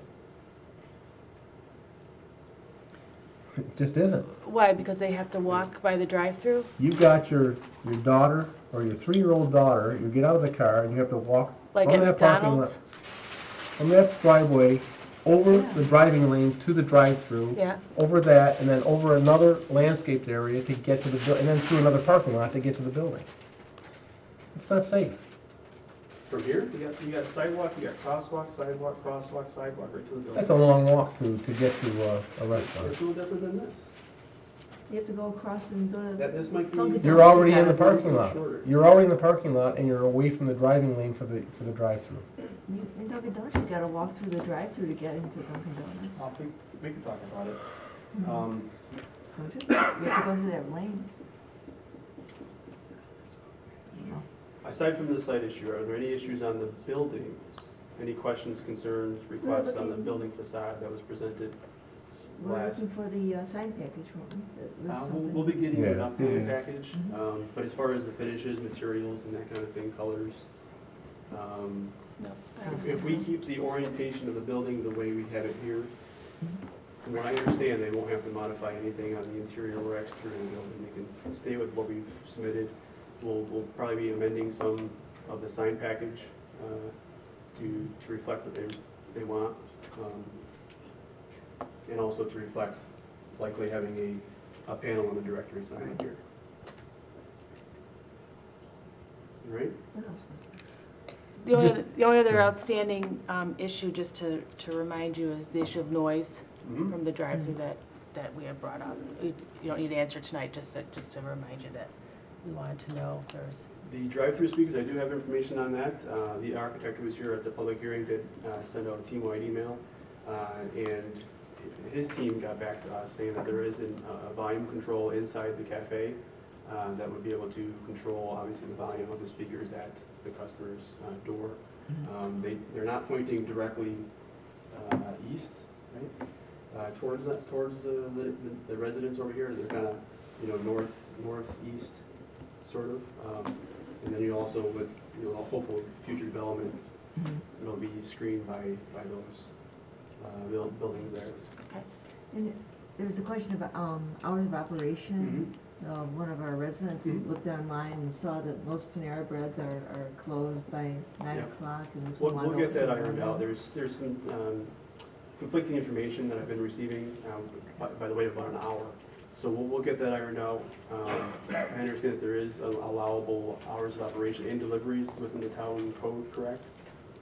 I'm not as concerned about the hours of operations. I think the latest they're gonna close is 10 o'clock at night. That's not a big deal to me. Yeah, that's gonna be more driven by the demand. Because you've got others open much later than that. I think what the concern would be is how to handle deliveries, because they open at 6, and that's no problem, that they're able to do that.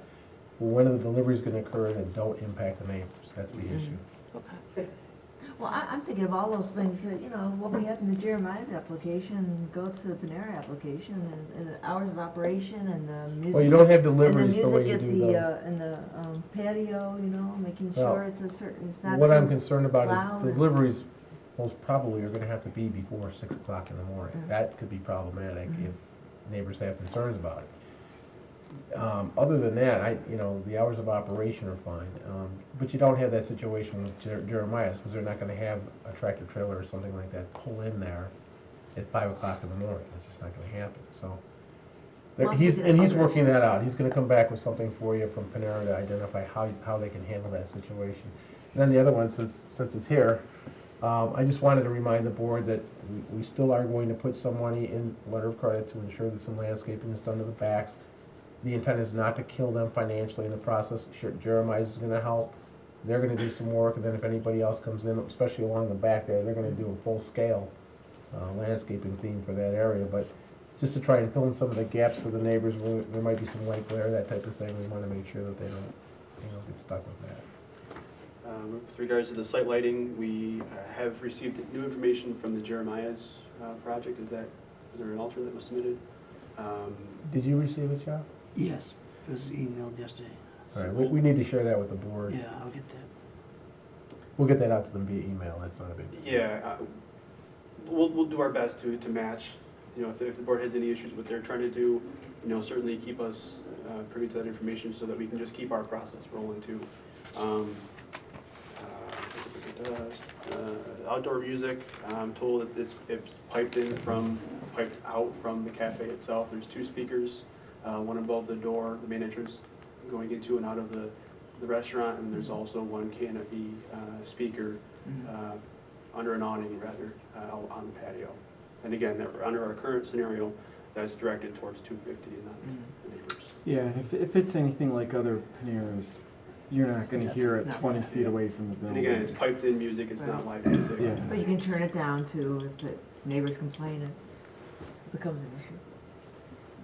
I mean, you're not gonna hear it from the parking lot. I wouldn't think so, Guaranteed. but, I just look at what we had to go through with Jeremiah's application. It's a restaurant, and it's got some of the same issues on a different scale.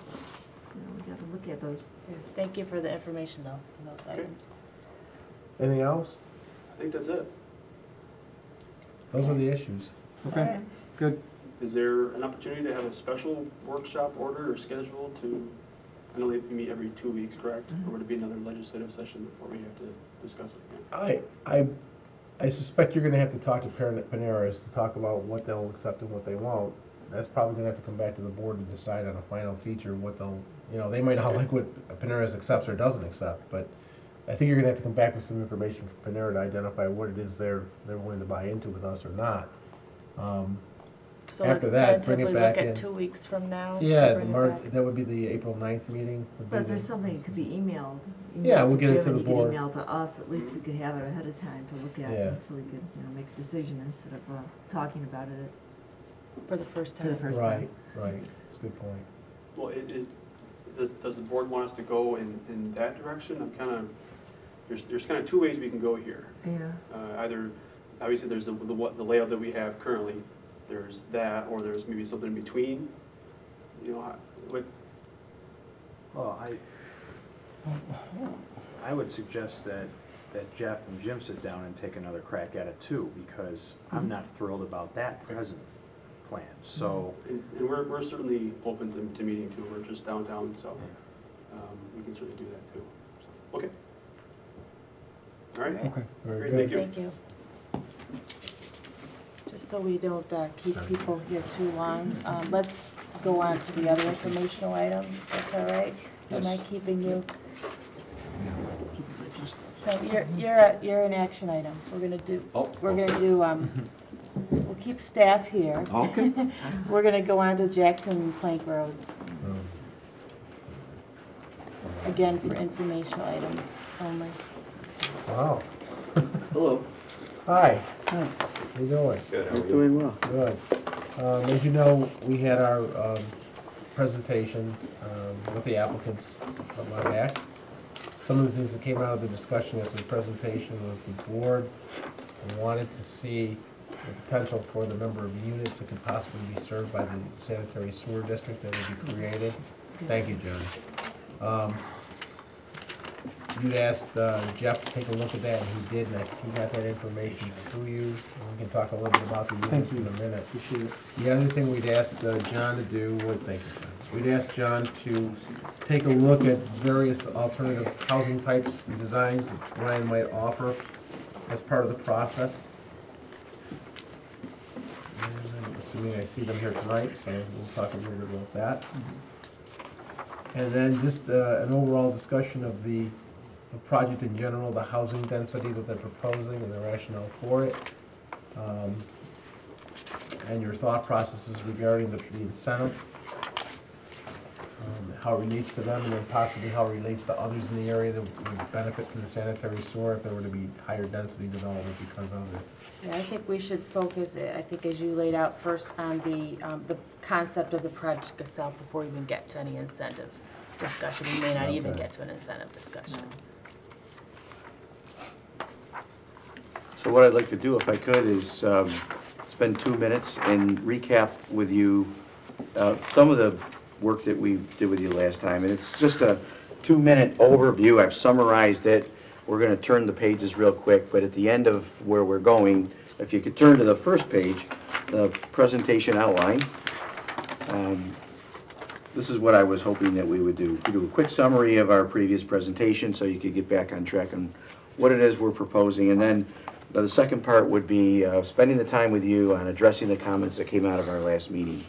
The most significant of them, two that I put here is, meeting with the Ryan Homes folks is how do we plan to address this project specifically? I think these gentlemen came back with a great plan that specifically would be tuned to our project and any incentive zoning considerations.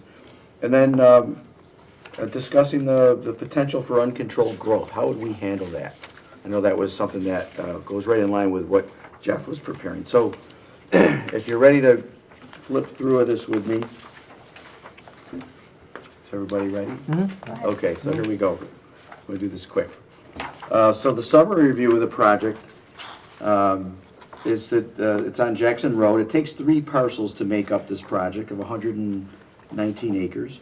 The parcel is currently zoned R1 and R2, and that means it's 1 and 2 acre minimum size lots. The piece of land that we're considering is lightly wooded, It has no environmental protection overlay districts, and it's not very highly environmentally sensitive. Has frontage on Jackson Road. The conventional plan that you'll see when we turn the page shows that this parcel of this size, 119 acres, would yield about 62 1 to 2 acre parcels. And the proposed incentive zoning that we're proposing is 207. And then the incentive that we need to qualify is the sanitary sewer system, and that's pump station and the gravity sewer. So there it is, the location and zoning map. You can see that we're located between Jackson and 250 and northbound to Plank Road. If you turn again, you'll see there's the conventional plan. And if you remember, those two parcels, because they're zoned different, there's different size lots on each one, and one has 39 and the other one has 23. And if you'll also recall that down the middle of this property is split the school district, just for recapping, okay? John, before you read that, just real quickly, we've had some problems with mapping, because they're subdividing the parcels out through school district. Because the school district line will follow parcel lines and not have to have a property split somewhere down the middle. Yeah, one of the benefits that we had, if I could, one of the benefits that we had in bringing this plan to you is that we sat with PRC. And we got the feedback, and that was where we got the point of information to look at some of the financially responsible project where we did the analysis on the zoning and the tax assessment here. So, yeah, and so we heard that whenever you're gonna lay out subdivision line, make sure we don't have two parcels next to each other that are split by district lines, or splitting a parcel, one parcel on two. So we have accounted for that. Okay, so what do we have? We have a smart growth plan project, and the smart growth means that we're using your incentive zoning, which is out of your code. We're looking into your comprehensive plan to try to take design elements and capture those things, including the land use study, and putting them into our project. And so if putting our money where our mouth is, then this is what is included in our project, is smaller lots that are preferred. And so we have a mixture of smaller lots. Now, our smaller lots are what we call the standard and the preferred. I think we had another name for it, but that's what I call them, preferred. The parcels located in the future land use map, I'll show you that in just a minute.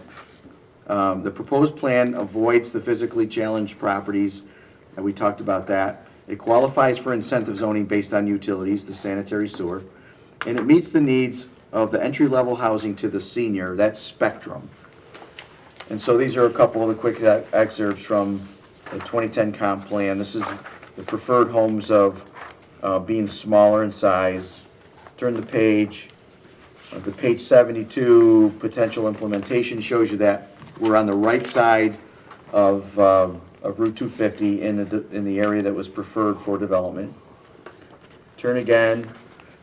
This is the economic evaluation that we did, showing that there was no public burden to the community if we were to proceed with this project.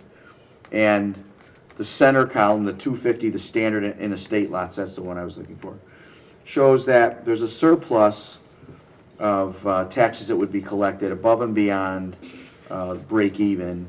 And there was also a surplus on if we did it conventionally, but as proposed, it supersedes that of the conventional zoning.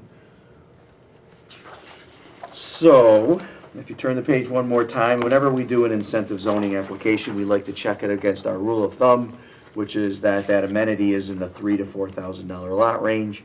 And so this checks that it's within that rule of thumb that we're looking for. So, to summarize then, our smart growth plan follows our comprehensive plan goals. It's selected on a site that avoids physical features and disturbance. Our market demand and our comprehensive plan meet. And that's where a comprehensive plan says we need this type of unit, and what we're proposing are those types of units. Our plan is physically responsible, and it provides for and allows for the expansion of utilities. So after we did that presentation to you, the board said, Well, we're very concerned about creating a variety of homes from our experience in other communities that Ryan builds in. And so I met with, Tom Delaney is here with me, and Jay Carrington. And we discussed this thoroughly, and we said, what can we do to bring back, to answer this question, and to come with a new plan that we will agree to implement into our Jackson Road project. We don't have a name for it yet. And how would that look? And we went through each of your comments that we took down. And so I'm going to ask Tom Delaney to do just a little presentation to you about how we plan to address that issue. And then I would like to close out talking about the potential for uncontrolled growth. So Tom? Thank you for having us. I'm Tom Delaney. I represent Ryan Homes. I'm the Vice President for the Rochester region in New York. So what I'd like to do is just kind of set how Ryan traditionally has done our communities in Penfield and other communities in Rochester. And on the first page here, it talks about what our current program is. And when we go into a community, we typically offer 5 floor plans, which are 2-story units, and then include a ranch typically within the community. And those floor plans have offered 3 to 6 different elevation frontage options that are available on them. So when I use the word elevation, I'm talking about the front facade of the home. So at the end of the project, you ultimately could end up with anywhere from 6 to 18 different looking homes, okay? And some of the comments that we've heard, not only from some of the towns, but some of our consumers, is our floor plans look similar. Could be different house types, but on the exterior of the homes, that looks similar. So in speaking with John and going through and what can we do that's going to be different for the Jackson Road piece versus what we've done in the past, we've come up with some ideas that we'll review here in a second. We currently don't allow the same elevation of each home that we sell in a community next to one another or across the street from one another. That's our current program. We currently offered 6 siding color choices on the homes that we offer in a community with different schemes, meaning different shutters and front doors and some trim options that are available on it. So you ultimately could have 18 different color choices available on those 6 home styles that we offer in a community. And we currently offer hydro seed and paved driveways in the community. What we'd like to propose for Jackson Road is we're going to expand the product line to have a multiple option of products that would be available that would total 13 different homes that we would offer in the community. And we would have ranch-style homes as well as 2-story homes. Some that'll fit on the standard lots and some that would fit more appropriately on the estate lots as they're labeled. The other change that we're proposing is, as I mentioned, our current setup is that we won't build the same house across the street or next to one another. In this particular community, we're proposing that we do that every 2 lots as opposed to every 1 lot. Therefore, you couldn't have the same house within 2 properties of one another or across the street from one another, so giving more variety look on the home. We also are going to expand our siding colors and choices of siding that we offer. Currently, you would typically see natural colors that exist in our communities, and I'm sure some of you have seen some new colors that have come to the market, not only in upstate New York, but other markets throughout the United States. And I brought a sample that we can pass around of the siding colors that we would add into this community. They're more current with what the consumer is looking for. Darker colors, some reds, some graphites, some greens, and those color lines are not currently available in our product. So give us a different exterior look on the home than what we've offered in the past. That offering would go up to 14 different siding color choices that a consumer could pick. And within that, could have potentially 42 different color schemes available. So when you look at the number of units that you would have in there, you would have very limited duplication happening because of the number of siding colors that we're proposing to offer. We'd also, in this community, provide the hydro-seeded lawn, which we know the town requires, include the driveway, as well as put in foundation landscaping packages. And that's something that we traditionally do not do. What we want to do in this community, and I've brought some copies that can be passed around, are just some typical layout of what a landscaping package could be on the front of the house, and it would be included in every home that we did. So when the homeowner moves into the house, it's finished, as opposed to having to wait for the homeowner to add their landscaping. Some people do it right away, some people take 2, 3, 4 years to do it, and it ultimately impacts the look of the community. We're also going to include in this community a fertilization program that we don't have today, other than we provide a starter fertilizer program when we put the lawn down. We're going to provide a 1-year full fertilization program for the homeowners to assure that their lawn will get established and established properly. And part of that program is the company that we've contracted with would go out and do soil tests on a monthly basis to assure that the homeowners are watering the property properly, so that they're getting their lawn germinated, so that we can have the community looking top-notch from the beginning. So we're going to pay for that for the homeowners to do for the first year, and then after that, that company would look to secure the homeowners going on. Some of the communities that would be like in kind, and we'll get to some of the floor plan options that we're going to be proposing in there, but some of the most current communities that we've had phenomenal success in the town of Penfield, Camden Park and Caroline Court, that offered some different, as we term our cottage elevations.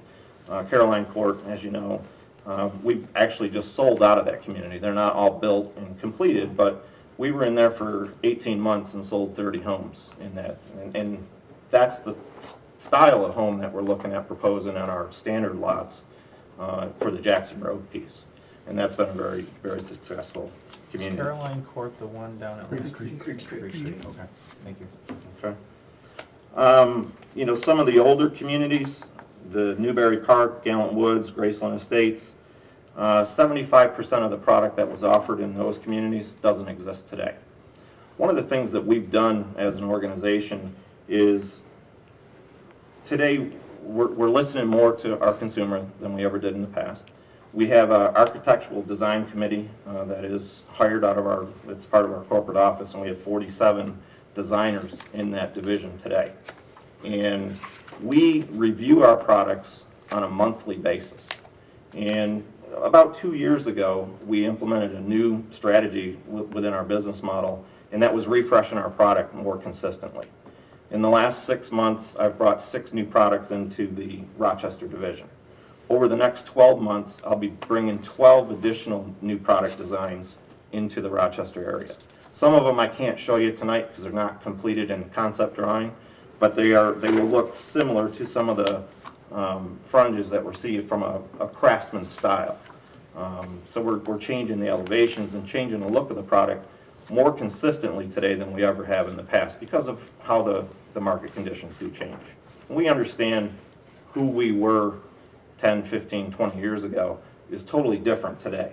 And we're adapting to what the consumer needs and want and are asking for. We have design committees that go out to every one of our subdivisions and review our product, talk to our homeowners, talk to the consumer, and ask them what they're looking for, and that's all put into the freshed up products that we're putting out. So over the next 12 months, like I said, we'll have 12 additional floor plans that we'll be offering. Several of those will be homes that would fit within the Jackson Road community. So there'll be some additional product that we can show you that we would put in there. This next page just gives you the recap of some of the amenities I've already talked about. Foundation landscaping on every home, hydro-seeded lawns, binder coat driveway, upgraded siding options with style color. Again, we're doing 3 different siding options. We have Scenic Scape, which are darker colors. We have our traditional Dutch four-lap siding, and our beaded siding, which is a 6-inch siding that can give you an entirely different look on the house as well. Newly designed front elevations, the basic A elevation, again, when I say elevations, we're talking about the front facade of the home. A is the the base elevation. And it doesn't have the gables, it doesn't have bay windows, it doesn't have much added to the front look of the house. In this community, we would not offer A elevations. We would start with an upgraded elevation, and to give the front look a better look from the street appearance of the home. And then beyond that, there's 4 to 6 additional elevations that the consumer would be able to pick. And keeping in mind that we're trying to make this an affordable community, we've already part of our marketing plan to launch this community. We typically go out and we have incentives to incentivize buyers to move forward with a price. We've decided that our incentive is going to be on any elevation that we offer, because they could vary from $2,000 to $20,000 depending upon what elevation it is. We're going to offer the elevation upgrade at half price for this community to entice consumers to pick different elevations. So that's a marketing program that we put in place that we felt would be impactful to get a variety of elevations out there that people love, in some cases sometimes can't afford because of the price of it. So we're going to incentivize consumers to do that. I'm sorry, when you're talking about elevations, I'm looking at just some of the photos because it caught my eye. Are you talking about kind of the brick frontage versus the siding frontage and the different types of stone? Is that what you're... That view is called the elevation. Okay. Okay. And so it's all of what you just said. Okay. So Tom is describing to you the different varieties, and then they're making it an upgraded and affordable so that people will pick more. And if you listen, the basis of what he's telling you is that he is looking to address the issue that you brought to me, and that is, I keep saying the same thing out there, and he's by combination changes, color changes, economic incentive to new home builder or home buyers. This is their game plan. Okay. I'm sorry, I didn't mean... No problem. We're also going to include 30-year architectural shingles, which would be black in color. 8-inch gable overhangs, and for those that aren't familiar, that's the edge roof line of the house. Many of our homes and subdivisions today do not have an overhang. It's an architectural characteristic that adds a very nice look to the home, so that would be standard in all the homes in the community. We're also going to offer the choice of white or almond windows. With the expanded color options that we have, there's a lot of natural tones that are in those colors. In the Craftsman series, almond seems to be a popular trim color, and we're going to add almond windows as an option there too, because we currently provide white windows. So we would give the customer the option to pay, depending upon their trim color, the windows would complement the exterior look as well. Carriage garage door style with decorative window package, so all garage doors, instead of just being a flat aluminum door, would have windows on the top with the carriage door hardware on the front facing of the door, just another exterior characteristic added to the outside of the house. And every home that would be built in the community would be an Energy Star rated home, certified Energy Star home. The next pages give you some of the houses that we would be offering with the elevations on here. I don't know if you have any particular questions about these, but this gives you an excellent representation of how the community would look with the various house types. I'd like to point out, if we go to page 3 of the houses, I mean, if you look at the bottom picture, I mean, the two houses that are at the bottom, one of them has that slanted slope in the middle of the house, and the one to the left that's yellow. Do those houses look the same to you? Right, that's the same house. Inside, that floor plan is no different. So it gives you an idea of what we're doing on changing the front facades of the homes, that nobody could tell that would be the same house. On the exterior, it's completely different. And that's the dramatic change that we're making to the elevation changes to change it up so that they're not consistently looking similar.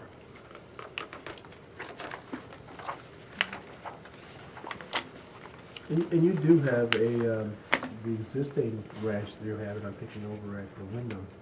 That looks different than these. Yeah, some of the ranches that we've built in Wyndham have the cottage exterior front, and that would be a ranch that we would also be offering in there. There's a ranch, that ranch is actually shown in here with a different elevation. On that same page, in the middle is that same ranch. And it looks different than what you're seeing in Wyndham. Jim, you mentioned Wyndham. Ryan Homes is over in Wyndham? Yes, we are. Yes. So what about the rear elevations of the homes? What about Well, I mean, if I were to drive down Plank Road right now, every house in Wyndham Woods looks the same In the back. in the back.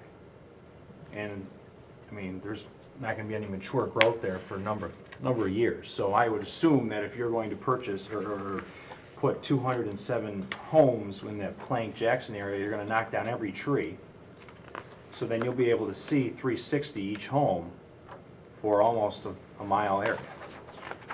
So I mean, these pictures are nice, but they all have trees in the backyards. So when I'm driving down Plank by Jackson, I mean, what am I going to be looking at? Am I going to be looking at the back of 60, 75 homes?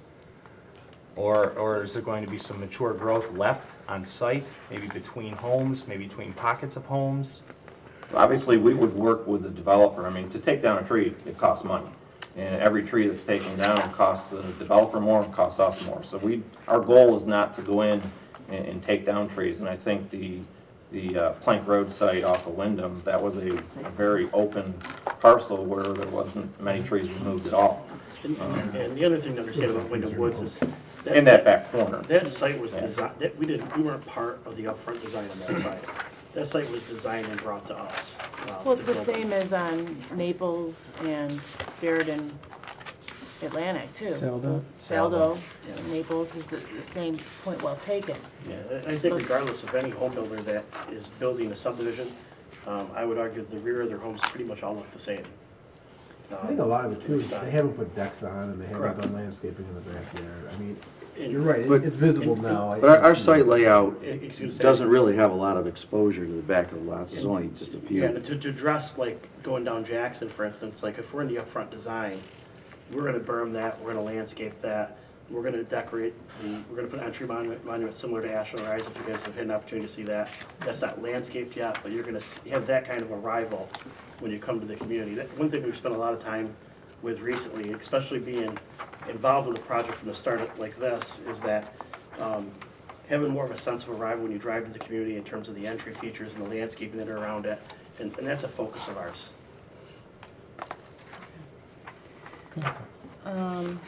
Aside from, you provide a lot of information in terms of the aesthetics that we obviously requested. Aside from the aesthetics board, any thoughts preliminarily on the project itself, on the scope, the extent of acreage, number of parcels?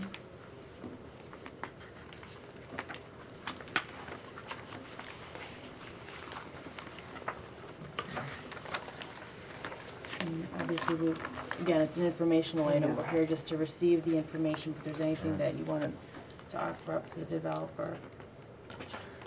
It was my understanding tonight it was going to be mostly talking about the Ryan homes and the aesthetics and the differences and so forth. And appreciate all this. And I mean, I think I was the one that was really driving the aesthetics of the houses in our last discussion. Certainly what I've seen here satisfies, what I was looking for, and I appreciate you bringing this forward. I mean, it's pretty clear that if these are the types of homes that would be proposed in that site, they are different than what we've seen in other sites in Penfield as far as just as variety goes. You know what impressed me the most on their comeback to address that issue? It's a math thing, and so here's what it is. They added another floor plan and more options to the facade, so the combination increases. Again, it's a mathematical thing. But the most dramatic thing that they did to address your comment is they're offering to add another restriction to where those can be used. So if you think about it, if it's here and you can't have it here next door to me or across the street, the mathematic combination of that occurring where he restricts it to one more step outside and one more step kitty corner, it makes the combination factorial. Statistical. It statistically makes it, with the combinations of adding another floor plan, more facade, they've added more colors in. And then the restriction of where it can be placed. The statistical analysis makes it almost impossible, but as soon as I say that, somebody will challenge me out there. But that's where I really noticed it mathematically, where that makes the difference. Then the other thing that we don't know from us being here at meetings like that and what's going on in NVR, Ryan Homestead, is that they changed their model a couple years ago where they're changing their designs and they're bringing them into what they offer every 6 to 12 months. And so, there are other developers in this community that don't even do that. So I thought that they really brought their A game to address that concern. Well, I appreciate you taking the time to do that. Thank you for So having they us. share this with the supervisor. We'll have some more discussions, obviously. Do you give us a copy of this? Yeah, I have Oh, great. a whole bunch. Oh, Let's leave the we'll take this discussion one. until this, Yeah. And then the last part that I had, that I was addressing was the uncontrolled growth. And I just want to talk with you just quickly about what that means.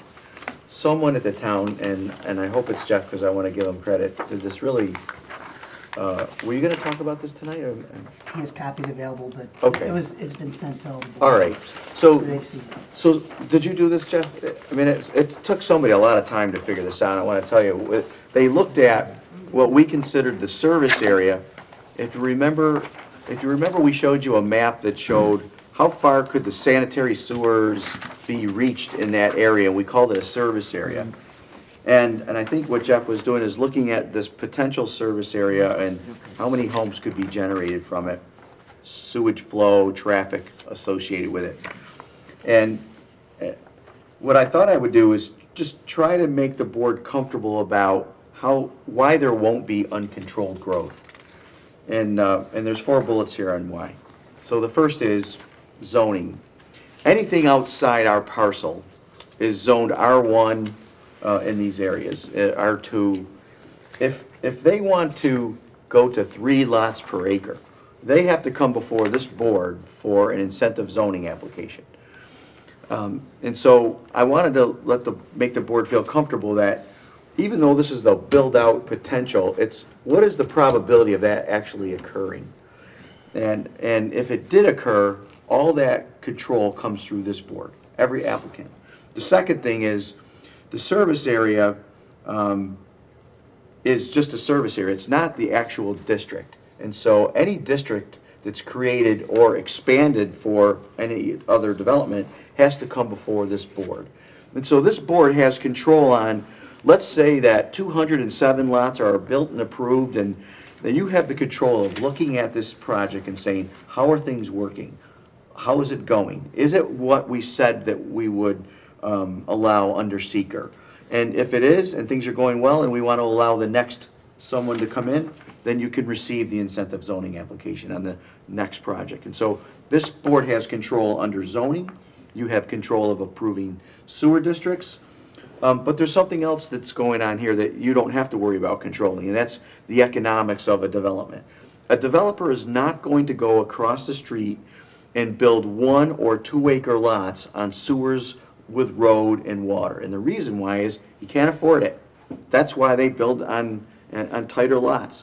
No one's out there building 1 acre lots with roads and sewer and water. Now they might on a septic system, but when you throw sewer in there, a 200-foot wide lot with a sewer running by it costs $10,000. They can't put those costs on it. That's why they need to have 3 on one side and 3 on the other, because they can take that $10,000 and divide it by 6 lots. If you only have 1 and 1, it doesn't make the economics work. And so you won't find builders going that way. And finally, we have going on out there is the pump station that we're proposing has physical limitations.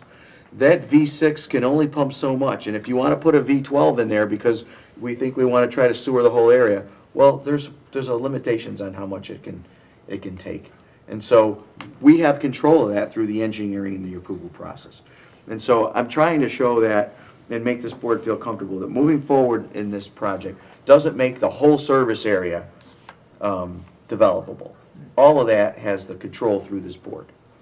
And so with that, I'll end our presentation, and talk about next steps. We'll need to share this I with do have the one question. What is the full build-out then? Is there a number? I mean, is there an idea? Well, I did it based on our current zoning. So if you'll see under our there's a separate spreadsheet. Yeah. If you look under the RR1, Okay, it'll wait a show you minute. how many homes would be in that area. If under R112, how many homes are Hold on, this may be, hey, give my answer. Yeah, sure. I could read that. It's at the bottom. Yeah, okay. Traffic generation for Well, not just the traffic, but number of units would be, say, no, and this is on an RR1, that's how many homes you're gonna have. All right. On R120, you could have that many. Got it. R115, the Okay. 811 homes. So what's being proposed, this is an R1, R1 and R2. It's mixed here. R120. Right, R112, and so They're the combination of the mix is 207. proposing 112. Yeah. They're about at that, yeah, So you're looking at over possibly 1,000 at potentially, R112? within the service area of a pump station. And that was the purpose of the exercise, was to see how big a pump station we someday could possibly be. I think it's important to note too, I mean, if you looked at that land over, there's some land there that I don't know a developer would touch to build on. There's a lot of rock in that area that is zoned for residential, but not conducive. And every one of those parcels would have to come before this board to get to that density. And so it took 3 parcels, it took 3 people, 3 pieces of land to get together to do this project. You know, what's the probability that each one of those would come before you in an incentive Right. zoning to get to that number? So I think Jeff has nailed down the potential, but what's the real probability that that would occur?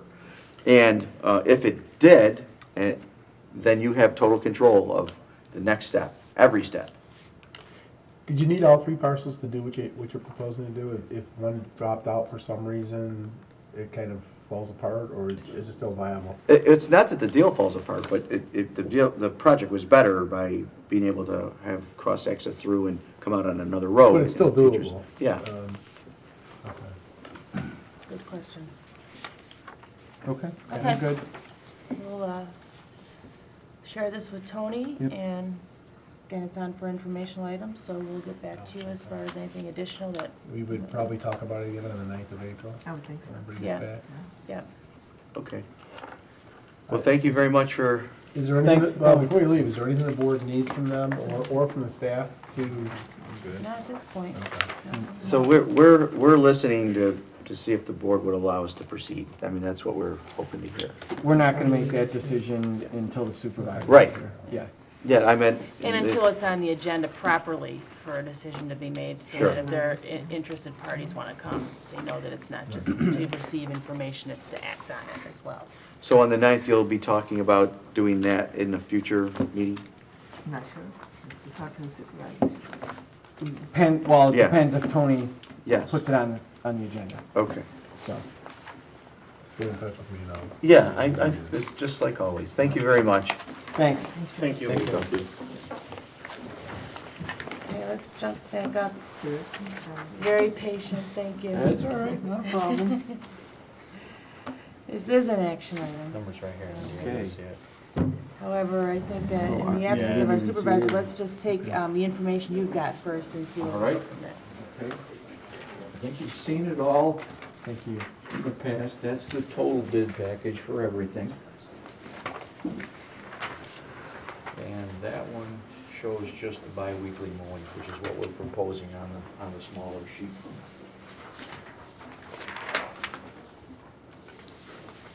Is that you? Yeah.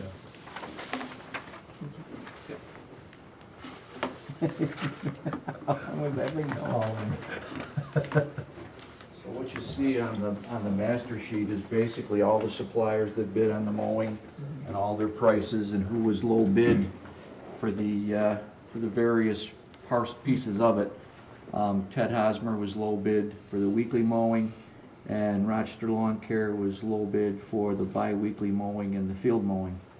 And so what we're looking at when you go to the second sheet is just the bi-weekly mowing. So we're looking at Rochester Lawn Care at that $1,290 per pass, based on either 10 trips per season, which would be the $12,900, and the twice a year field mowing for the $2,500 at $15,400 for the total package.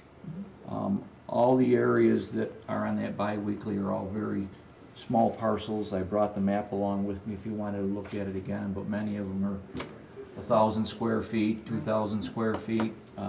That does not include any ball fields, athletic fields? This has no place where Right. anybody's playing any sports at all. Okay. There's no parking, there's no lighting, there's no tennis courts. It's Okay.